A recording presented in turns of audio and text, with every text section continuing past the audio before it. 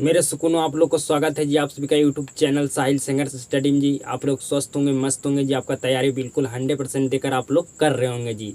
आज की क्लास में आपका आज की क्लास में मैथ का 6 नंबर चैप्टर स्टार्ट होने वाला है जी। आपका मैथ का 6 नंबर चैप्टर स्टार्ट होने वाला है जी, जिसका नाम है जी त्रिभुज। क्या नाम है जी? त्रिभुज। ठीक है। आपको मैथ में हम chapter number 1, chapter number 2, chapter number 3, chapter number 4, chapter number 5 आपको कंप्लीट कर चुका हूँ पूरी अच्छे तरीका से, बेहतर तरीका से आपको मैं पढ़ा कर जी। ठीक है। आज की क्लास में आपका स्टार्ट होने वाला है 6 नंबर चैप्टर मैथ का जी, जिसका नाम है त्रिभुज। तो बिल्कुल बेसिक से स्टार्ट करूँगा जी। कहाँ से जी? तो बेसिक से। ठीक है। बेसिक से मतलब आप कुछ भी नहीं जानते हैं तो पर भी आप इस चैप्टर को बेहतर ढंग से आप समझ सकते हैं जी, बिल्कुल बेहतर ढंग से। ठीक है। तो बिल्कुल बेसिक से मतलब बिल्कुल जीरो लेवल से स्टार्ट होने वाला है। तो आप क्लास में एकदम बिल्कुल ध्यानपूर्वक समझिएगा जी।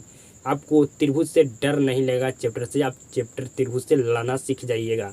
तो बिल्कुल ध्यान से समझने का प्रयास कीजिएगा जी। सबसे पहले हम जानते हैं त्रिभुज जो हमारा चैप्टर है, उस चैप्टर का एग्जाम में हमारा वेटेज कितना है जी। ठीक है जी। वेटेज क्या है मतलब कितना अंक का प्रश्न पूछा जा सकता है मैक्सिमम से मैक्सिमम जी। तो समझिएगा बिल्कुल ध्यान से। आप जानते हैं कि हमारा एग्जाम 200 अंक का होता है मैथ का जी। ठीक है। और आप ये भी जानते होंगे भली भांति कि आपका 2 टाइप से प्रश्न पूछा जाता है जी आपका एग्जाम में, एक ऑब्जेक्टिव प्रश्न और एक सब्जेक्टिव प्रश्न। सब्जेक्टिव में आपका 2 टाइप होता है जी, एक आपका शॉर्ट क्वेश्चन, एक लॉन्ग क्वेश्चन। बिल्कुल ध्यान से समझिएगा। यहाँ से क्वेश्चन पूछने का टाइप जी, तो आपका यहाँ से 2 तरह से प्रश्न पूछेगा जी। ठीक है। ऑब्जेक्टिव प्रश्न, सब्जेक्टिव प्रश्न। सब्जेक्टिव प्रश्न आपका 2 तरह से होता है जी। ठीक है। बिल्कुल ध्यान से समझिएगा। ऑब्जेक्टिव प्रश्न आपका यहाँ से 6 से 7 अंक तक आपका पूछा जाएगा जी। ठीक है जी। त्रिभुज चैप्टर से आपका 6 से 7 अंक तक आपका एग्जाम में सिर्फ ऑब्जेक्टिव प्रश्न पूछा जाएगा। अगर आप पूरे बेहतर ढंग से समझ लेते हैं इस चैप्टर को, आप इस चैप्टर का आप सारा प्रश्न को हल कर लेते हैं, तो कितना अंक तक आपका एग्जाम में इस चैप्टर से प्रश्न पूछा जाता है जी, जानते हैं। ठीक है। अगर आप पूरा अच्छे तरीक़ा से इस चैप्टर को समझ लेते हैं, पढ़ लेते हैं, सारा आपको इस चैप्टर का प्रश्न बन जाता है, तो आप कितना अंक तक इस चैप्टर से आपका एग्जाम में प्रश्न पूछा जाता है, और जितना अंक तक पूछा जाएगा उतना अंक आप लेकर आइएगा 100%। आपको अगर बिल्कुल अच्छे तरीक़े से चैप्टर को सारे प्रश्न को हल कर लीजिएगा जी, तब समझिएगा। और सब्जेक्टिव आपका 2 तरह से प्रश्न पूछा जाता है जी, एक आपका शॉर्ट क्वेश्चन और आपका लॉन्ग क्वेश्चन। सब्जेक्टिव प्रश्न पूछने का 2 टाइप है जी, एक आपका शॉर्ट क्वेश्चन में पूछेगा, एक आपका लॉन्ग क्वेश्चन जी। तो आपका यहाँ से 2 प्रश्न पूछा जाएगा जी, जो आपका एक प्रश्न 2 अंक का होगा जी, तो आपका टोटल हो गया 4 अंक। आपका लॉन्ग क्वेश्चन 5 अंक का होता है जी, तो आपको एक लॉन्ग क्वेश्चन पूछा जाएगा जी, तो आपका यहाँ मिलेगा 5 अंक जी। ठीक है जी। मतलब टोटल मार्क्स जोड़िए, टोटल आपका मार्क्स कितना आएगा जी, तो 15 से 16 मार्क्स तक आपका आ सकता है, अगर आप इस चैप्टर को बिल्कुल अच्छे तरीक़ा से समझ लेते हैं तब जी। ठीक है। आपका 15 से 16 अंक आ सकता है जी। यहाँ पर आपका 6 अंक मानिए या 7 अंक मानिए, और इधर आपका 9। 6 मानते हैं तो आपका 15, अगर 7 मानते हैं तो आपका 16 जी। तो आप इस चैप्टर को अगर बेहतर ढंग से समझ लेते हैं तो आपसे एग्जाम में इस चैप्टर से जितना भी प्रश्न पूछा जाएगा आप 100% बनाइएगा। इस चैप्टर को पढ़ लेते हैं तो आप इस चैप्टर में जितना प्रश्न पूछा जाएगा उतना आप बनाइएगा, तो उतना अंक आपको मिलेगा जी। तो आप समझ चुके हैं जी कि इस चैप्टर का हमारा एग्जाम में वेटेज क्या है जी, मतलब कितना अंक मैक्सिमम से मैक्सिमम पूछा जाता है जी। तो 15 से 16 अंक आपका तक एग्जाम में प्रश्न आपको पूछा जाता है जी। ठीक है। अब हम चैप्टर को शुरुआत करते हैं जी। चैप्टर को शुरुआत करने वाले हैं, बिल्कुल ध्यान से समझिएगा जी, समझिएगा बिल्कुल ध्यान से। त्रिभुज आपका 2 शब्द से मिलकर बना है जी। कितना शब्द से त्रिभुज मिलकर बना है जी, तो 2 शब्द से। त्रि प्लस भुज, त्रि प्लस भुज से मिलकर आपका बना है त्रिभुज। समझिएगा बिल्कुल ध्यान से। त्रि मतलब क्या होता है जी? तो तीन। त्रि मतलब तीन। भुज मतलब होता है जी भुजा।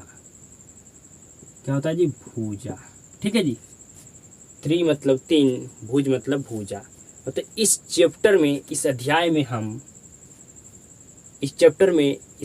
हम तीन भुजाओं वाले आकृति को अध्ययन किया जाएगा। समझिए बिल्कुल ध्यान से। इस चैप्टर में तीन भुजाओं वाले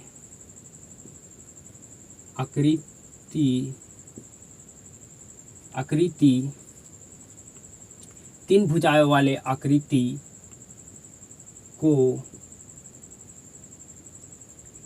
अध्ययन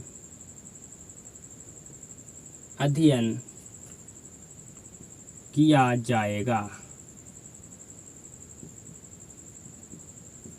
जाएगा। ठीक है जी। मतलब इस चैप्टर हमें किसके बारे में पढ़ना है जी? तो त्रिभुज के बारे में पढ़ना है। ठीक है। तीन भुजा किसका होता है जी? त्रिभुज का होता है। तो इस चैप्टर में मेनली रूप से हमें त्रिभुज के बारे में पढ़ना है जी। ठीक है। तो तीन भुजाओं वाले आकृति को अध्ययन किया जाएगा इस चैप्टर में जी। ठीक है। बिल्कुल ध्यान से समझिएगा। मैं आपको यहाँ पर आकृति बना रहा हूँ, आपको बताना है कि इस आकृति का नाम क्या है जी। ठीक है। इस आकृति का नाम क्या है जी। ठीक है जी। बिल्कुल ध्यान से समझिएगा। बिल्कुल ध्यान से समझिएगा जी। इसको बताइए, ये आकृति बनाया गया है। ठीक है। ये आपका आकृति बनाया गया है, इसको बताइए इसका नाम क्या होगा जी। बिल्कुल ध्यान से समझिएगा। बिल्कुल ध्यान से समझिएगा जी। इस आकृति का नाम क्या होगा जी। ठीक है। बिल्कुल ध्यान से समझिएगा ना, बिल्कुल गौर से।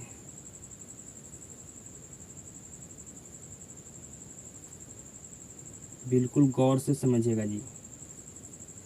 इस आकृति का नाम क्या होगा जी, आपको बताना है। ठीक है। आगे समझिएगा। इस आकृति का नाम क्या होगा जी, आपको बताना है।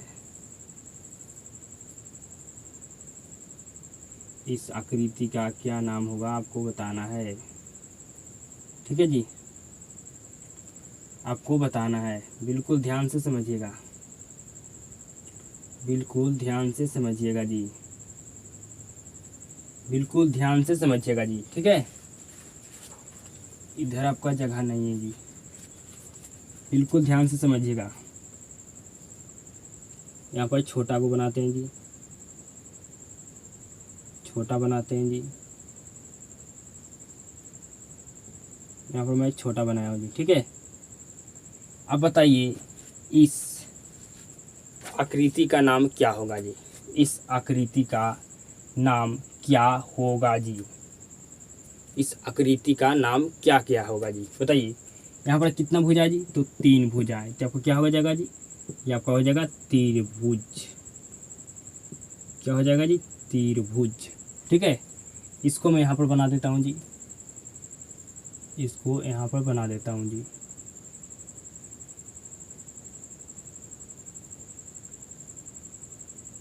ठीक है। बिल्कुल ध्यान से समझिएगा।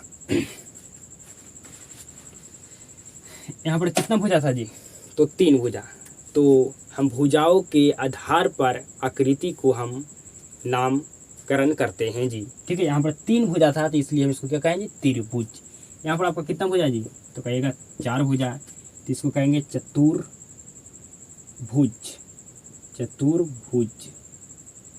क्या कहेंगे? चतुर्भुज। ठीक है। यहाँ पर कितना भुजा है जी? तो कहिएगा यहाँ पर तीन चार पाँच भुजा है। तो इसको कहेंगे पंचभुज। क्या कहेंगे जी? पंचभुज। ठीक है। यहाँ पर कितना भुजा है जी? तो कहेगा एक दो तीन चार पाँच छः। तो यहाँ पर कहेंगे पष्टभुज। क्या कहेंगे इसको जी? पष्टभुज। ठीक है। पष्टभुज।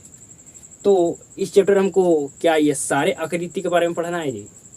नहीं, सिर्फ हमें त्रिभुज आकृति के बारे में पढ़ना है। ठीक है। मेनली रूप से हमें इस चैप्टर में त्रिभुज के बारे में पढ़ना है जी। ठीक है, आपको समझ में आ चुका होगा जी। हम यहाँ पर भुजाओं के आधार पर आकृति को नामकरण किए जी। तो बिल्कुल ध्यान से आप समझने का प्रयास कीजिएगा जी। यहाँ तक आपको कोई भी दिक्कत, कोई भी समस्या नहीं होना चाहिए जी। आपको हम समझाए बिल्कुल अच्छे तरीक़ा से जी कि इस चैप्टर में हमको त्रिभुज के बारे में पढ़ना है जी। ठीक है, इस चैप्टर में हम 3 भुजाओं वाले आकृति को अध्ययन किया जाएगा। मतलब हमें मिलनी रूप से इसमें त्रिभुज के बारे में पढ़ना है जी। तो बिल्कुल ध्यान से समझिएगा, बिल्कुल ध्यान से समझिएगा जी।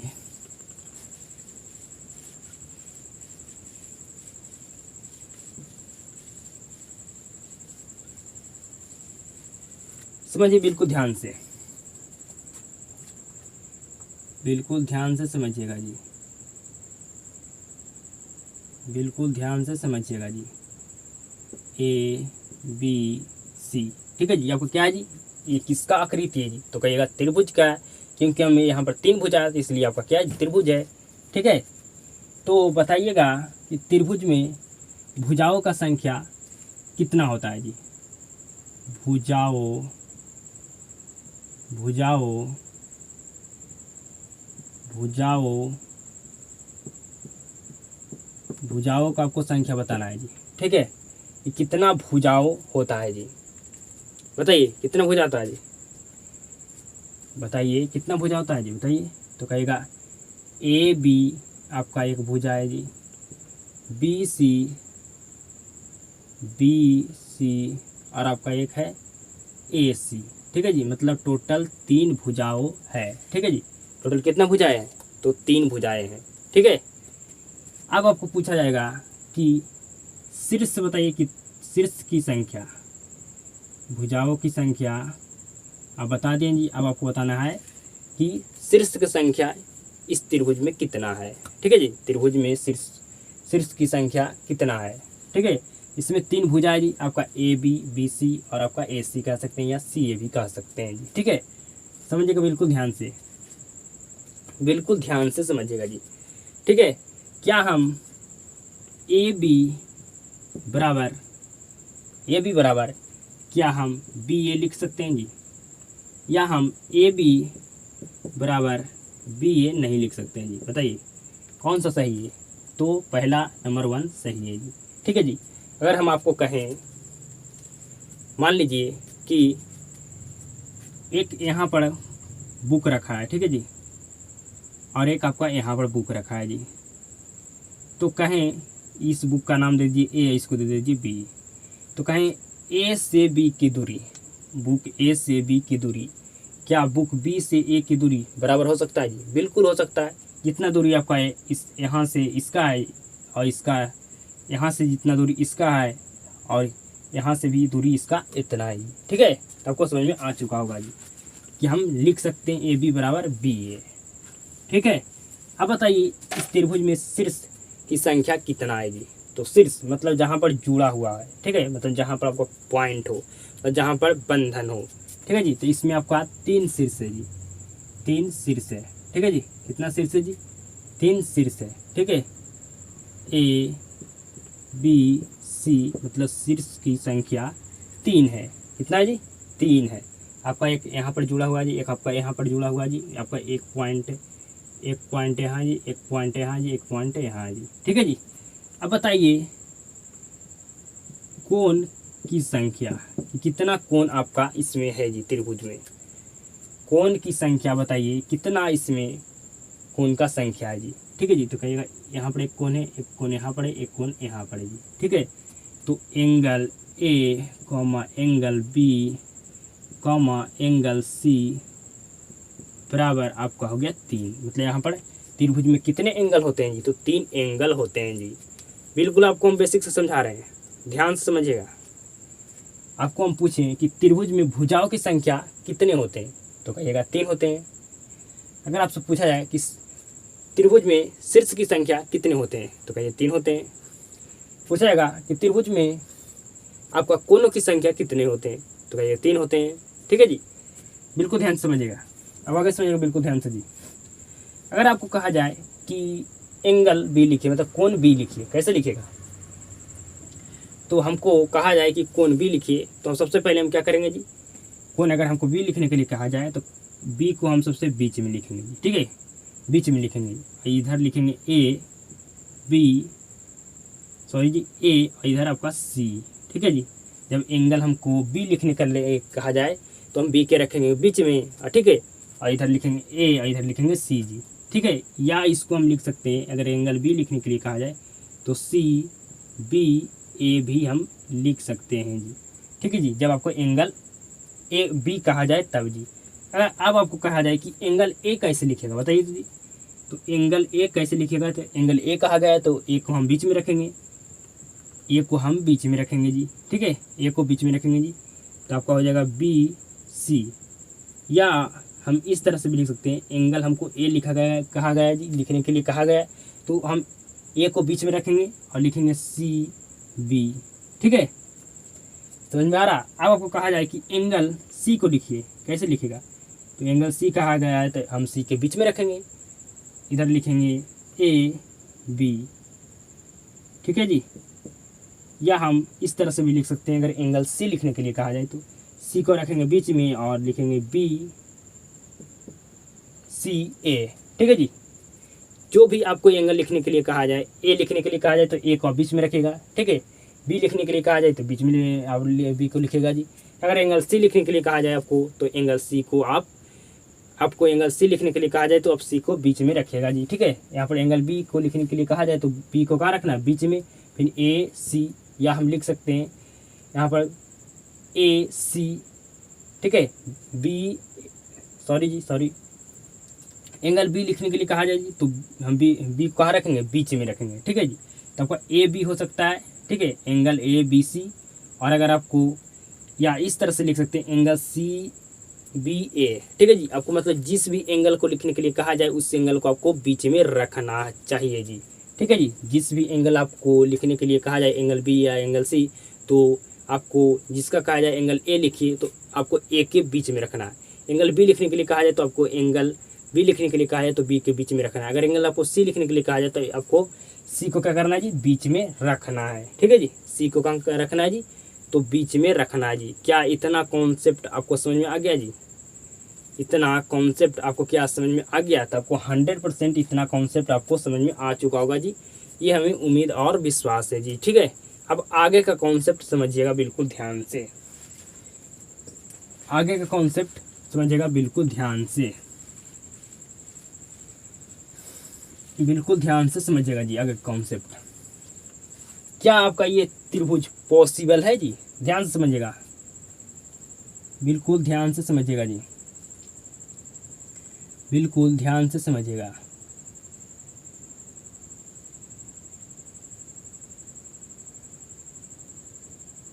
क्या आपका ये त्रिभुज पॉसिबल है जी, बताइएगा जी बिल्कुल ध्यान से।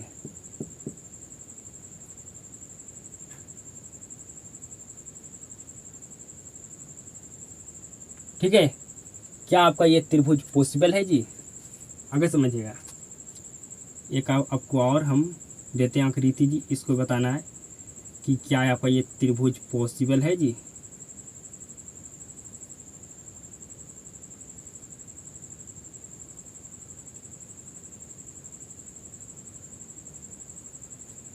ठीक है, बिल्कुल ध्यान से समझिएगा जी।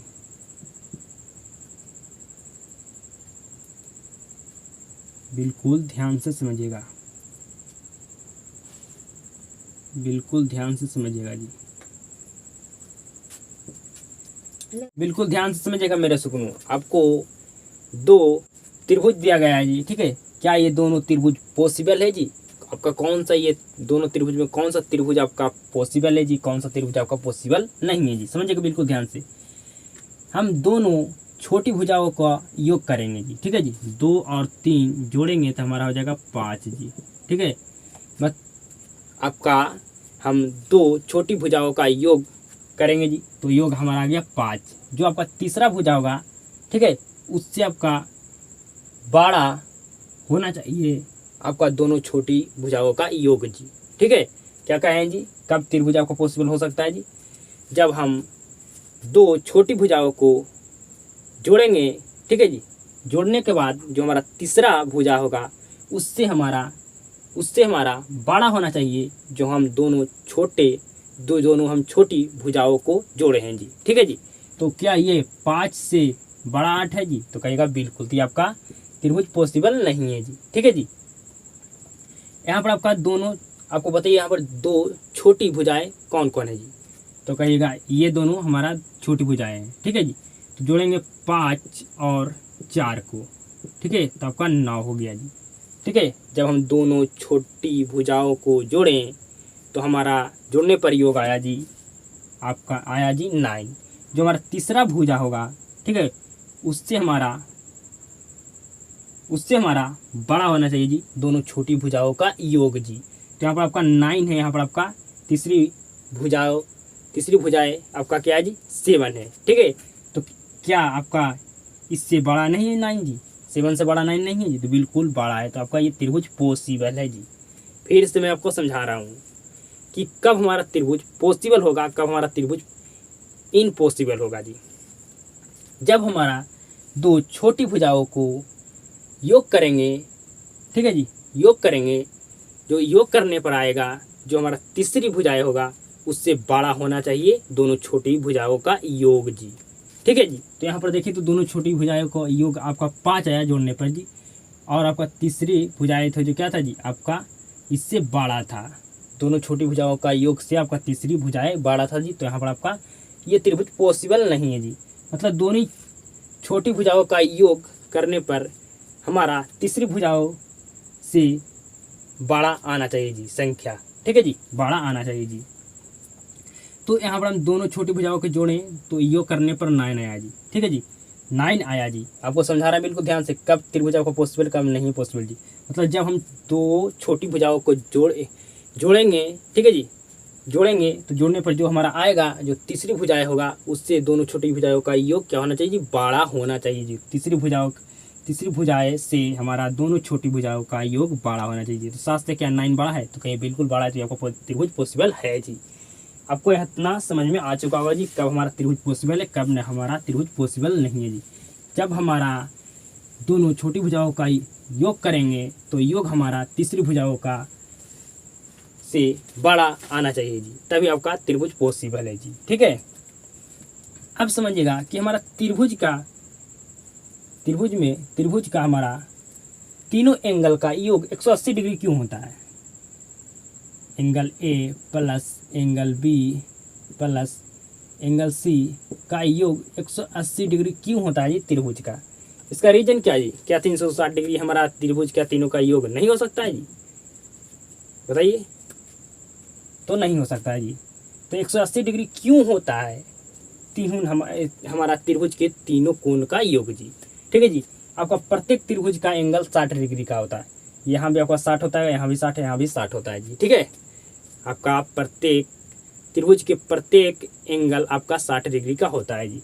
ठीक है जी। तो मतलब हमारा त्रिभुज का कोणों का योग, टोटल कोणों का त्रिभुज का योग क्या होता है जी? 180 डिग्री होता है।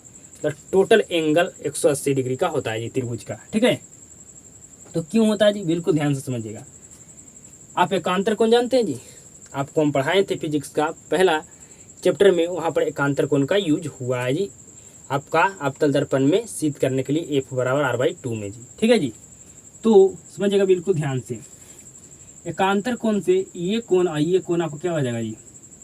यहाँ पर पहले हम एक लाइन खींचते हैं जी। ठीक है जी, यहाँ पर पहले हम एक लाइन खींचते हैं। ठीक है, यहाँ पर एक खींचते हैं जी, एक लाइन खींच ली।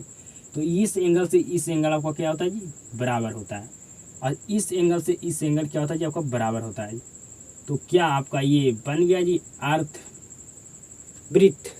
बताइए, क्या आपका सॉरी अर्थ नहीं, सॉरी जी, अर्धवृत्त क्या आपका बन गया? अर्थ नहीं जी, सॉरी, अर्थ, आपका अर्धवृत्त बन गया जी। बताइए, आपका ये क्या है जी? एक आपका वृत्त है। ठीक है, ये आपका वृत्त है जी। वृत्त का एंगल 360 डिग्री का होता है जी। ठीक है जी, वृत्त का एंगल कितना डिग्री का होता है जी? 360 का। और अर्धवृत्त का सॉरी जी, बोला जाता है हमसे, अर्धवृत्त का अर्थ नहीं होता जी, अर्ध होता है। ठीक है, अर्धवृत्त का एंगल होता है जी 180 डिग्री। ठीक है जी, यहाँ पर क्या सॉरी जी, अर्धवृत्त क्या आपका बना है जी, अर्धवृत्त बना है, बताइए तो कहिए बिल्कुल। तो अर्धवृत्त का एंगल कितना होता है जी, 180 डिग्री का होता है जी। ठीक है जी, आपको समझ में आ चुका होगा कि हमारा त्रिभुज का तीनों कोनों का योग 180 डिग्री क्यों होता है, क्योंकि आपका यहाँ पर आपका अर्धवृत्त है जी। ठीक है जी, और अर्धवृत्त का एंगल होता है 180 डिग्री का जी। ठीक है, आपको समझ में आ चुका होगा जी, बिल्कुल ध्यान, बिल्कुल अच्छे तरीका से जी। अब समझिएगा बिल्कुल आगे जी। अगर आपको एक त्रिभुज और बनाते हैं जी, समझिएगा बिल्कुल ध्यान से, बिल्कुल ध्यान से समझिएगा जी, बिल्कुल ध्यान से समझने का प्रयास कीजिएगा जी। ये आपको क्या है जी, एक त्रिभुज है। ठीक है, क्या जी, त्रिभुज है।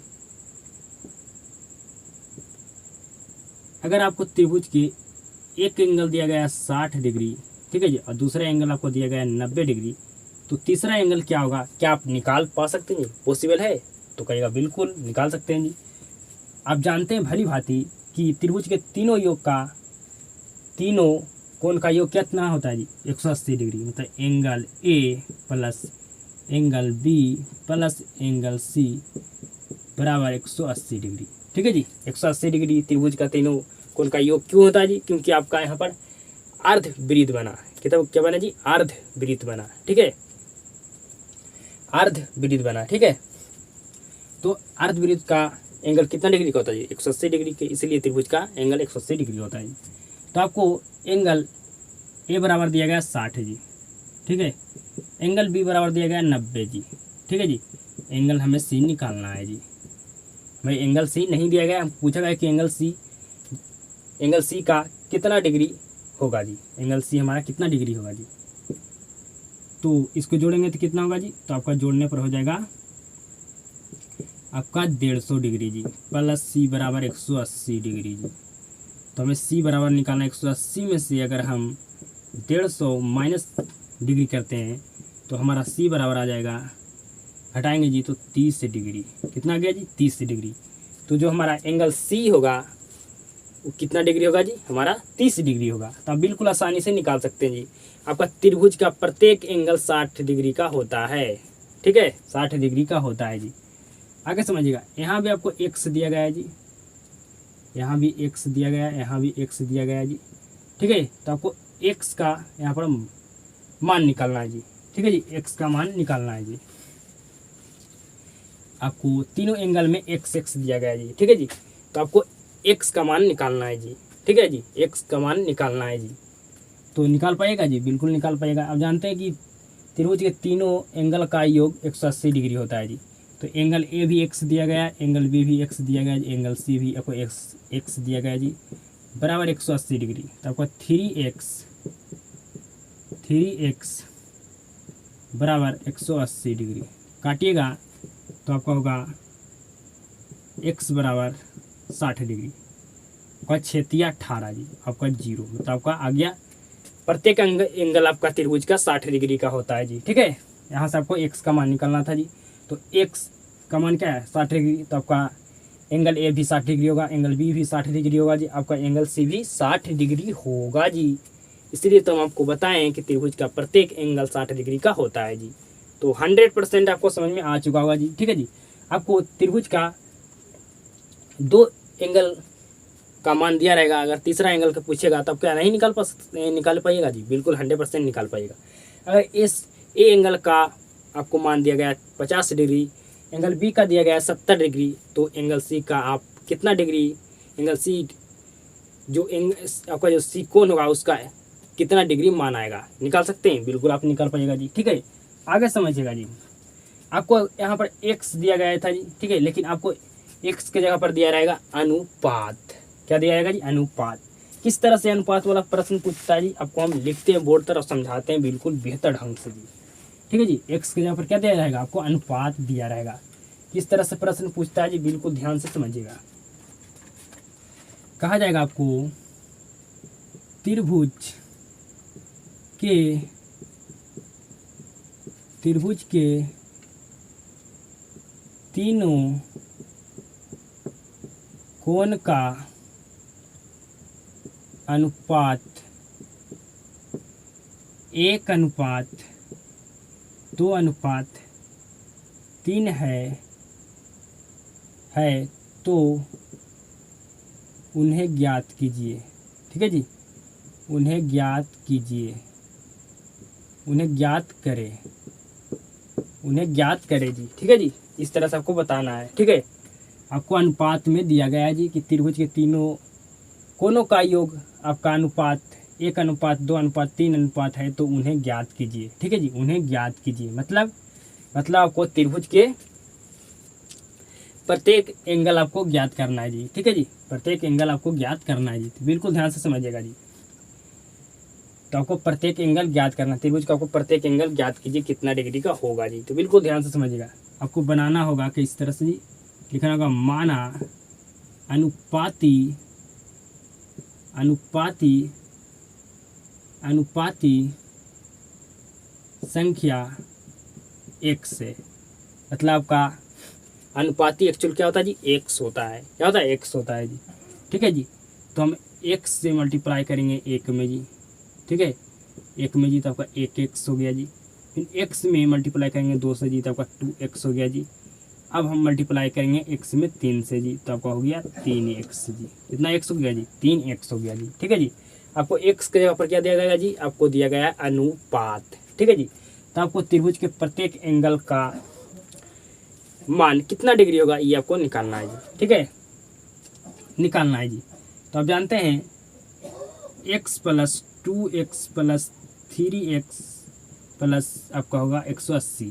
ठीक है जी, क्योंकि तीनों त्रिभुज का योग 180 डिग्री होता है। ठीक है जी, आपको यहाँ कहा गया त्रिभुज के तीनों कोनों का योग आपका 1:2:3 है जी। अनुपाती एक्चुअल में क्या होता है जी, आपका x होता है। ठीक है, अनुपातिक संख्या एक्चुअल में क्या होता है जी, x होता है। तो आपका यहाँ पर हो गया 6x, क्या होगा जी, 6x बराबर 180 डिग्री। काटिएगा तो आपका 6 × 18, x बराबर आ गया आपका, x बराबर आ गया जी 30 डिग्री। x बराबर क्या गया जी, आपका 30 डिग्री आ गया जी। x बराबर क्या आ गया जी, 30 डिग्री आ गया। ठीक है, आपको कहा गया था कि त्रिभुज के आप प्रत्येक एंगल को ज्ञात कीजिए। ठीक है जी, प्रत्येक एंगल को आपको ज्ञात करना था त्रिभुज का जी।